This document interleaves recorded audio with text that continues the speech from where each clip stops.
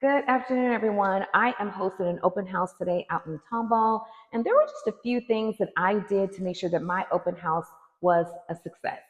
If you don't know who I am Shemia Jones. I am with Realty of America, the collective group right here in the heart of Houston, and I'm going to give these tips and tricks for new realtors.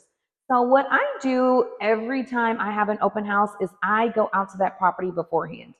I study the community. I want to make sure that I know what I am talking about and what the community has to offer for new customers coming in. And the second thing that I do is I get here early. I put up all the signs and the flyers and everything like that. And I always make sure that the lights are on, the closets are open, the ceiling fans are going.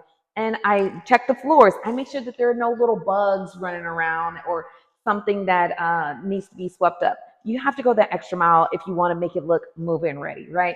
I also wipe down the countertops because everybody goes like this, right? So we want to make sure that it's nice and clean. The next thing that I do is I have a little speaker with me. I put on open house music, Spotify, it's clean music. And it really makes the area, the space like welcoming and inviting and, fun. It's already bright and open. I mean, this home is beautiful. This is a 4 bedroom, 3 bath home, 2 car garage, got a fireplace.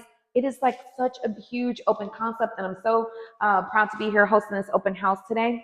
So, again, follow me on YouTube. I want to make sure that new realtors are getting these tips and tricks to make sure that their open houses are a success as well. Again, I'm here hosting this open house in Tomball today from 12 to 4 p.m. Come and see me.